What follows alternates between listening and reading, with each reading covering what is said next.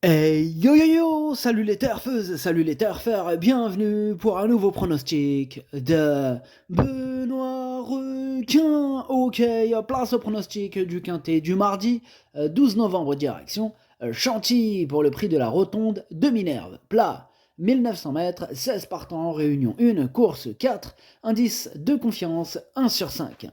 Alors cette vidéo, je la tourne avant l'arrivée du quintet de ce lundi et je reviendrai dessus demain. Ok, c'est parti, on commence le pronostic et on commence avec le numéro 1, Wild Pansy. On écoute l'entraîneur Henri-Alex Pantal. Wild Pansy est resté bien depuis sa dernière prestation, mais je pense que cela va être un peu plus dur avec 3 kilos de plus. Je pense que cela peut être jouable pour terminer dans la bonne combinaison du quintet. Elle peut prendre une 5e place. Elle peut prendre une 5e place, nous dit Henri-Alex Pantal. Moi, je pense qu'elle peut même prendre une belle 3e place, ou même mieux. Moi, je l'ai mis carrément 3e. On passe au numéro 2, Beautiful Aspen, et on écoute Eric Libaud.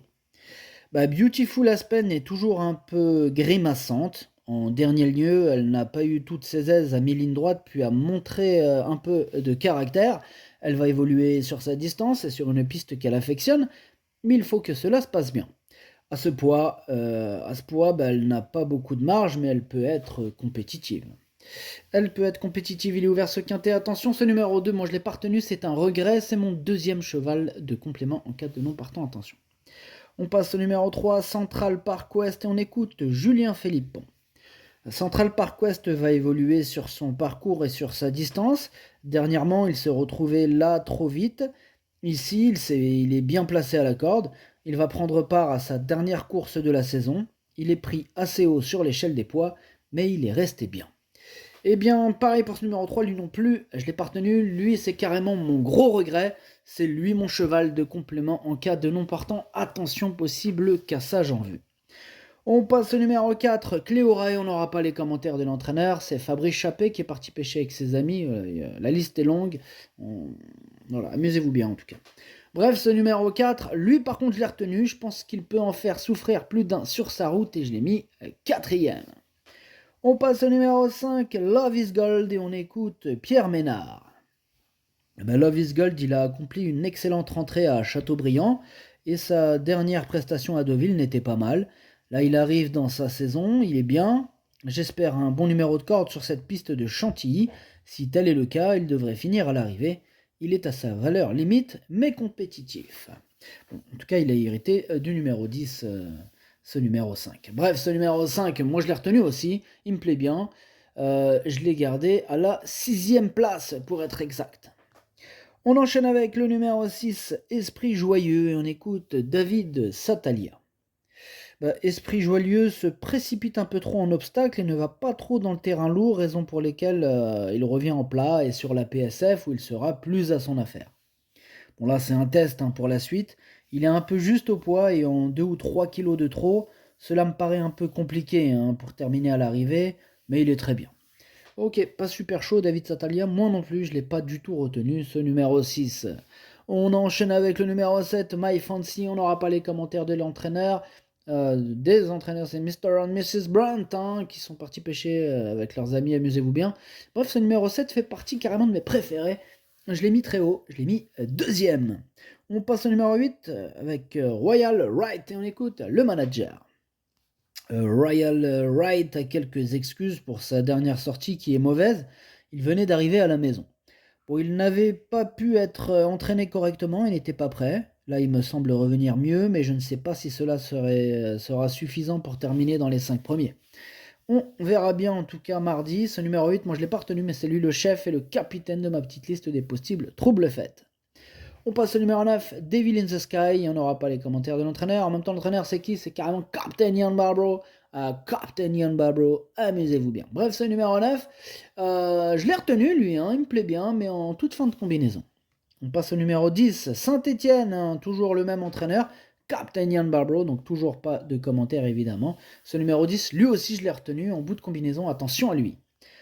On passe au numéro 11, c'est Célestin. On écoute Joao Pedro Macedo da Costa Oliveira. Bonjour Joao. Si, buongiorno. Célestin n'a pas démérité dernièrement à Saint-Cloud. Il revient sur une surface qu'il apprécie ainsi que sur sa distance. Toutefois, il a eu des soucis musculaires depuis sa dernière course et il a dû être ralenti. Dès lors, sa tâche n'est pas évidente. Sa tâche n'est pas évidente, nous dit Joao Pedro Macedo da Costa Oliveira. En tout cas, ce numéro 11, je l'ai pas retenu, mais il est à l'arrière de ma petite liste des possibles troubles faits. On passe au numéro 12, Kochenko, et on écoute Didier Prodhomme. Kochenko, il a un peu déçu lors de sa dernière sortie, mais il n'avait toutefois pas un numéro idéal dans les stalles, et c'était aussi une deuxième course après une petite absence. Bon, il avait très bien couru à Chantilly la fois d'avant. Bon, là, il est resté bien. À Chantilly, ce n'est pas évident pour les attentistes. Il faut du rythme et un bon parcours. Si cela se passe bien, il peut accrocher la 4e ou 5e place.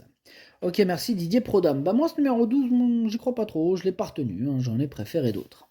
Pareil pour le suivant d'ailleurs, Alatea, le numéro 13, on écoute Philippe Decouze. Alatea est très bien le matin, le lot n'est pas évident, mais elle a un petit poids. Il faut tenter.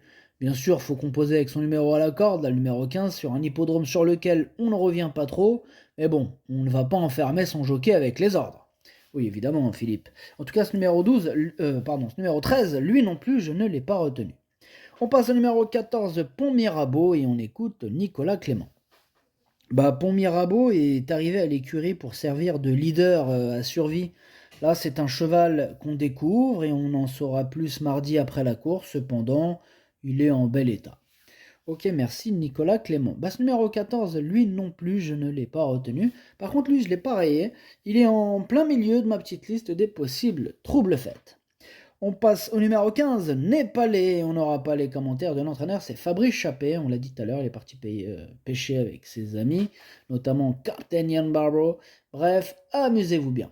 Ce numéro 15, moi je pense qu'il peut frapper un grand coup. Attention, lui, moi je l'ai mis 5e. Et on termine avec le numéro 16, Terre de Guerre. On écoute Maurizio Delcher Sanchez. Terre de Guerre cherche sa course depuis le début de l'année.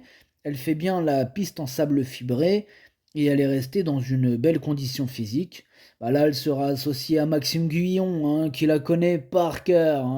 Il la connaît sur le bout des doigts, sur le bout des sabots si vous préférez. J'espère qu'elle pourra encore bien se comporter.